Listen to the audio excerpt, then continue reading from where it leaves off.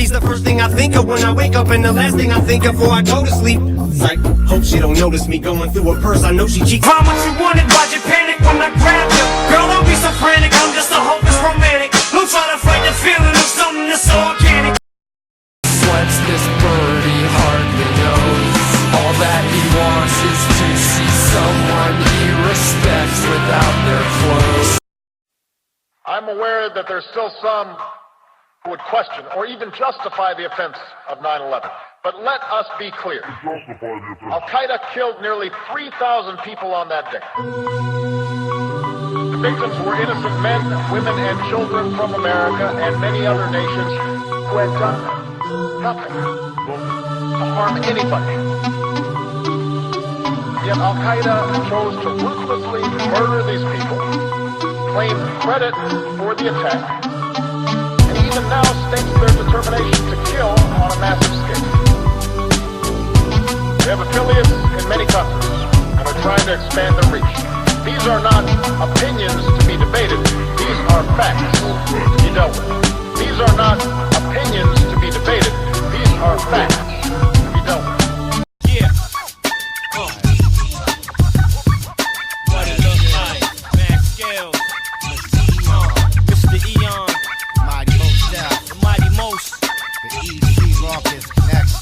Coast to coast, the 88 to 99. What? So you think, well, what do you do about that? Well, you accept it. That's what life is like. It's suffering. That's what the religious people have always said. Life is suffering. Yes. Well, who wants to admit that? Well, just think about it. Well, so what do you do in the face of that suffering? You try to change some little thing without wrecking it. It's like, our society is complex, and we teach our students that they could just fix it. It's like, go fix a military helicopter and see how far you get with that. It's like, what are you going to do? You're like a chimp with a wrench. Whack! Oh, look, it's better. It's like, no, it's not better. Things are complicated, and to fix things is really hard. And you have to be like a golden tool to fix things. How do you overcome the suffering of life? Is be a better person. That's how you do it. Well, that's hard. It takes responsibility. And I think, if you said to someone, you want to have a meaningful life? Everything you do matters. That's the definition of a meaningful life. But everything you do matters. So you're going to have to carry that with you. Or do you want to just forget about the whole meaning thing, and then you don't have any responsibility, because who the hell cares? And you can wander through life doing whatever you want, gratifying impulsive desires for how useful that's going to be. And you're stuck in meaninglessness, but you don't have any responsibility. Which one do you want? And look, the lights are on. My God, it's unbelievable. It's a miracle. It's a miracle. And we're so ungrateful. College students, the postmodern types, they're so ungrateful. They don't know that they're surrounded by just a bloody miracle. It's a miracle that all this stuff works, that all you crazy chimpanzees that don't know each other can sit in the same room for 2 hours sweltering away without tearing each other apart, because that's what chimps do. So Socrates answered it like this when he was on trial for his life, accused of blasphemy, by the way. He said that he had an inner daemon, was the way he put it. Not demon, a daemon, a spirit, an inner critic, a conscience would be one way of putting it. And that he knew enough to know, even when he was making the best speech of his life, that if he was making a point that was somehow dishonest or incomplete or shady, the daemon would tell him, yeah, that was clever, but you shouldn't have tried it. He knew. Okay? Any person of average moral equipment has the same knowledge. I hope you'll. If you don't, I'm very sorry for you. Adam Smith called it the internal witness, who we all have to have a conversation with all the time. It's been C.S. Lewis decided to call it conscience and to attribute it to the divine, but he didn't improve on what Adam Smith said in Theory of Moral Sentiments, or what Socrates said when standing trial for his own life. It's been sometimes colloquially defined as, why do people behave well when nobody's looking? I don't believe there's anyone in this hall who doesn't know what I mean by that. Hatred, yes, I plead guilty to that. one of the many things I don't like about Christianity is that it tells me to love my enemies. I don't do that, and I don't want you doing it for me either. Go love your own enemies. Don't be loving mine. I'll get on with the business of destroying, isolating, and combating the enemies of civilization. I don't need any... and I don't need any sickly advice from Nazareth, from the man who, after all the Old Testament horrors that we know about, none of them included the punishment of hell. There's no hell in the Old Testament.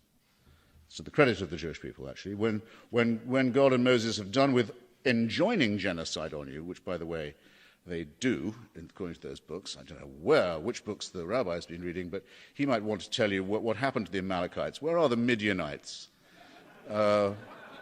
Happened to all these people. We know what we were told to do to them. So glad to think that those books are fictional, because if they were true, we would all be bespattered with the blood of others to please a hideous authority. But no punishment once he's done with you, once the earth has closed over you, that's it. There's no torture of the dead. Not till gentle Jesus, meek and mild. Do you get that? My same point about the overrated figures of Dr. King and Mahatma Gandhi.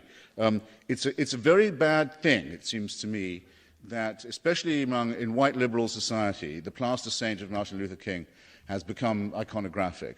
It's led to two bad consequences that I can think of. One, the great black secularists and socialists and trade union leaders, some of whom spoke at this very podium, Bayard Rustin, A. Philip Randolph and the others, the people who actually organized the March on Washington, with their white friends, secular friends like Victor Reuther of the United Automobile Workers, the people who actually put this great movement of liberation onto the streets, are airbrushed from history.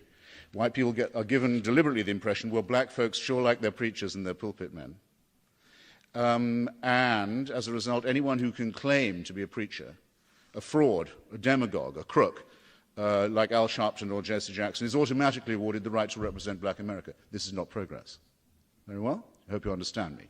It's not Dr. King's fault. That is not Dr. King's fault, but as I say in my book, but it is the fault of those who make a cult out of him and who dare to say that without religious permission, we wouldn't know how to demand equal rights for our African-American brothers and sisters. Well, excuse me, we don't need religious permission for that, and the case for it had been made by the secular left long before Dr. King started preaching.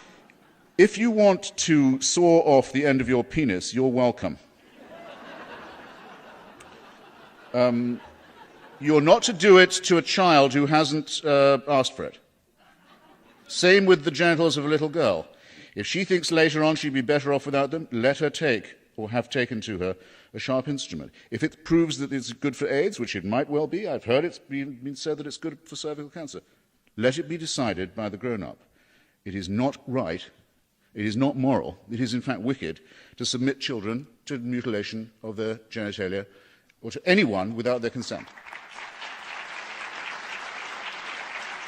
Do you understand that that this elementary point only needs to be made because of wickedness enjoined by religion? The rabbi here is a fairly humane guy. He wouldn't, if he didn't think God was involved, ever consider mutilating the genitals of a child. But because it's a covenant with God, anything can be done. Now, don't you see? You laugh, but you should be crying. I said crying. Okay, suit yourself. Now, I'm not here to defend Zeus or Juno or Aphrodite. I said I listed them in the list of barbaric and forgotten gods. The Jews who celebrate Hanukkah, which, by the way, I think you will have to agree, only became promoted in the United States among Jews. It's a relatively minor holiday because of its nearness to Christmas Day. The Jews who particularly care about that holiday are not arguing against the worship of Zeus. They're arguing against, as the rabbi perfectly well knows, the idea of the Epikuros, what in Orthodox Judaism is known as the heretic, the unbeliever. The Epikuros, the follower of Epicurus. Epicurus and Lucretius were the secular Hellenists, the ones who discovered that the world was made of atoms, and that the gods, if they exist, do not concern themselves with human affairs, because, among other things, they avoid unnecessary pain. This is what retards human intelligence and human civilization. Now, of course you may, I'll close on this, because I don't want to trespass on your time or the rabbi's. Of course, you can be an atheist, and you can be a eugenicist, you can be a fascist, you can be a Stalinist, you can be a nihilist, you can be a sadist.